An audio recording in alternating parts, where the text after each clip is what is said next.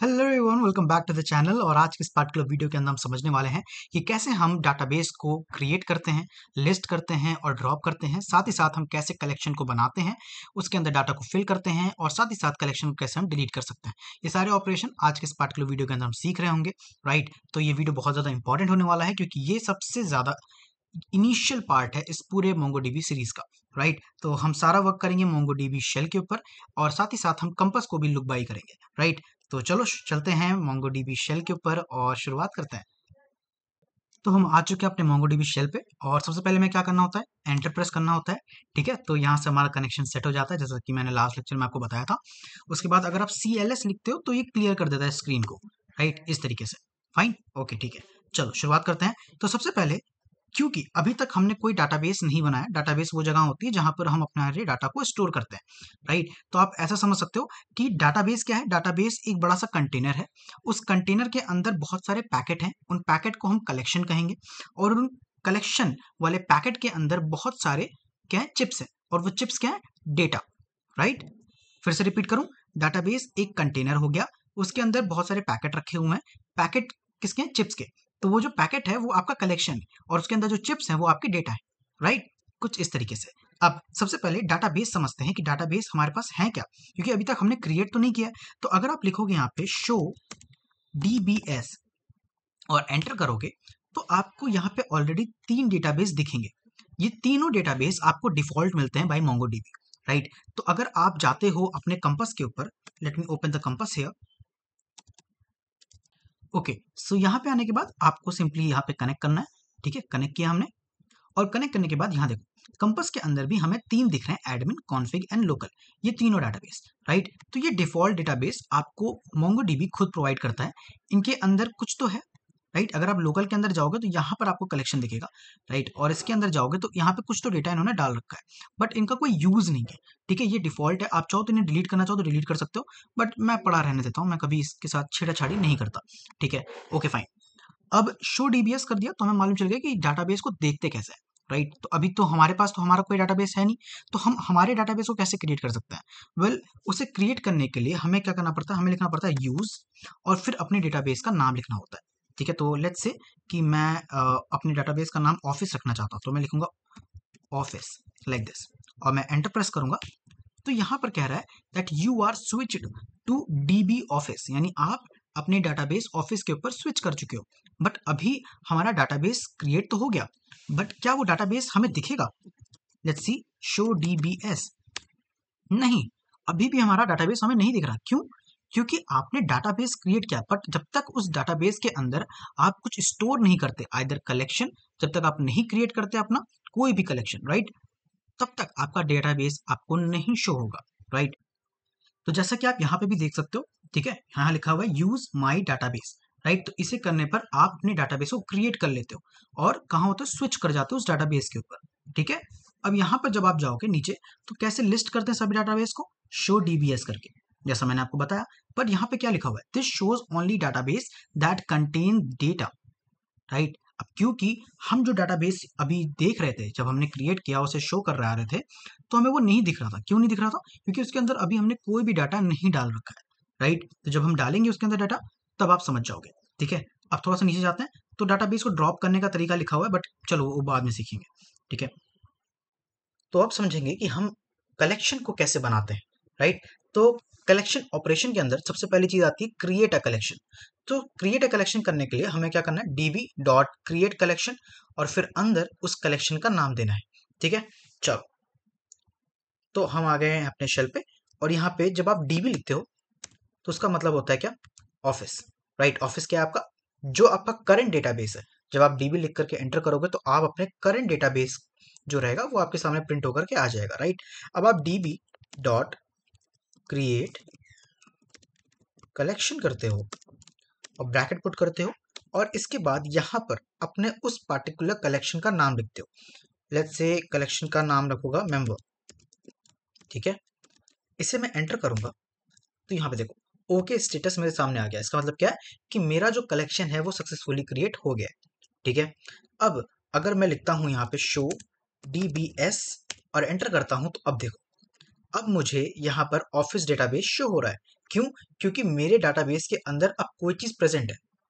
Collection के अंदर data present है ये मैटर नहीं करता, इस डेटाबेस के अंदर कुछ है, कलेक्शन है ना, बस वो मैटर करता है। राइट। अब जरा सा मैं आपको शेल पे ले चलता हूँ। ठीक है, तो ऐसा था हमारा शेल। अगर मैं इसे रिफ्रेश करूँ तो देखो अब यहाँ पर ऑफिस आ गया। ये ऑफिस मेरा क्या है, डेटाबेस है। पहले क्या था, एडमिन कॉन्फ़िग और लोकल, राइट। अब ऑफिस भी आ गया। अब इसके ऊपर मैं जब मैं क्लिक करूंगा तो यहाँ पर मुझे अंदर मेंबर दिखेगा। मेंबर क्या है मेरा, कलेक्शन। मैंने बताया कि बड़े से कंटेनर के अंदर पैकेट, तो वो पैकेट है मेरा ये। ठीक है, कलेक्शन।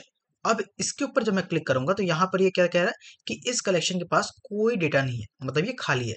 तो खाली रहेगा, अभी हमने कलेक्शन के अंदर डेटा डाला ही नहीं है। ठीक है, कैसे डालते हैं वो भी हम थोड़ा सा इंट्रो लेंगे, आगे चल के इसके बारे में बहुत डिटेल में बात करेंगे।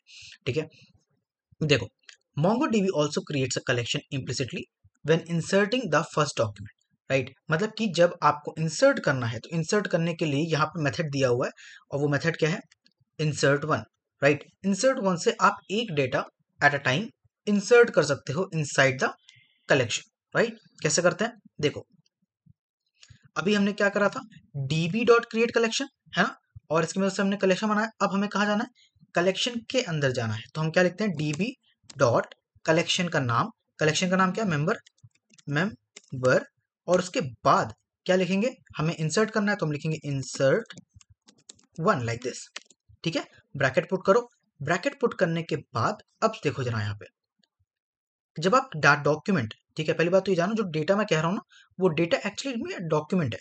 डॉक्यूमेंट बोले तो क्योंकि वो इस फॉर्मेट में आप देते हो। ठीक है, जेसन फॉर्मेट के अंदर आप उसे स्टोर करते हो, राइट, इसलिए। तो यहाँ पर नेम क्या है, पीयूष। ठीक है, तो ये क्या है, की कॉलन वैल्यू के फॉर्म में आ रहा है। ठीक है, की कॉलन वैल्यू के फॉर्म में, राइट। तो इसके लिए हम क्या करेंगे, कर्ली ब्रैकेट पुट करेंगे।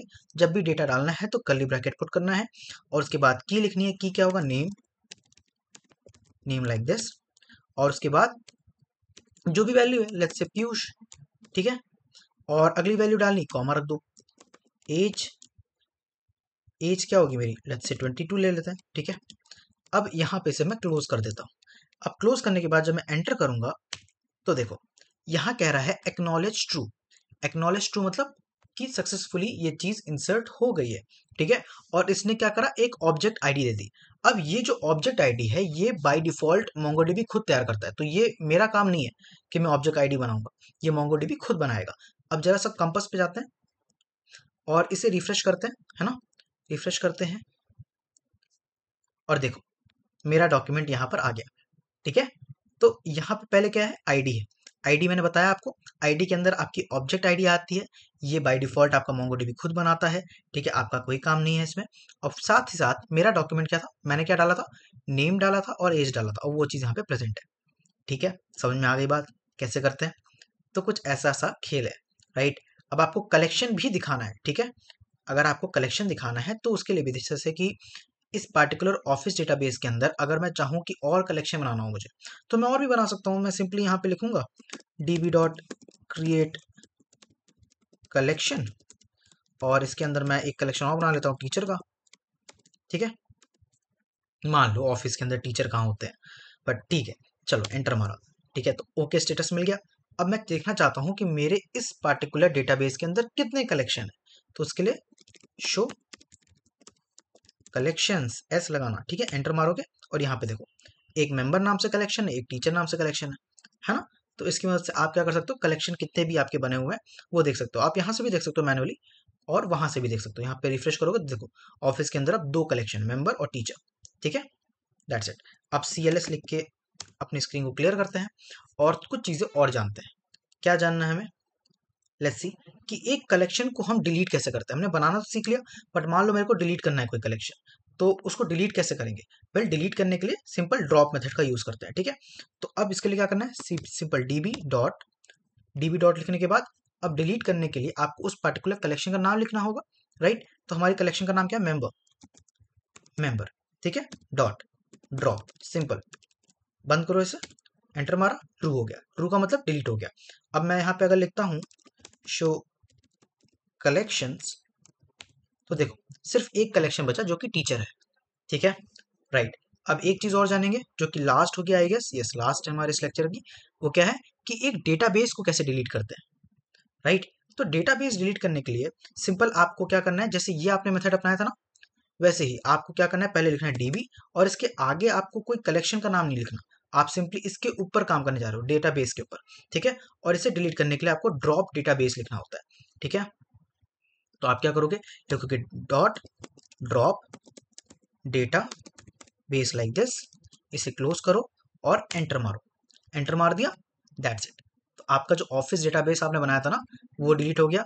अब वो डिलीट हो गया यानी बड़ा सा जो कंटेनर था वही गायब हो गया, तो उसके अंदर से ये जो टीचर नाम का कलेक्शन था वो भी गायब हो गया, राइट, सब कुछ ही खत्म हो गया। अब यहाँ पे अगर मैं चेक करता हूँ शो डीबीएस करके और एंटर मारता हूँ तो देखो अब सिर्फ 3 है यहाँ पर, राइट, अब 4 नहीं है, अब सिर्फ 3 है। तो कुछ इस तरीके से हमारा जो क्रिएट करना, डाटा को इंसर्ट करना, लिस्ट करना और डिलीट करना, ये 3 ऑपरेशन परफॉर्म किए जाते हैं, राइट। अगर इसकी आपको समझ में हो आ गई तो आने वाले टाइम में जब हम सीखेंगे कि कैसे ढेर सारे डाटा को डालते हैं या बहुत से जो ऑपरेशन मोंगोडीबी के अंदर करते हैं वो सब कुछ कैसे करेंगे, उसकी समझ आपको अच्छे से होती जाएगी, राइट। ये बेसिक्स था, तो बेसिक्स स्ट्रॉन्ग कर लो, राइट। आगे बढ़ेंगे अगले लेक्चर के अंदर और भी बहुत सारी चीज़ें जानेंगे, तब तक के लिए गुड बाय।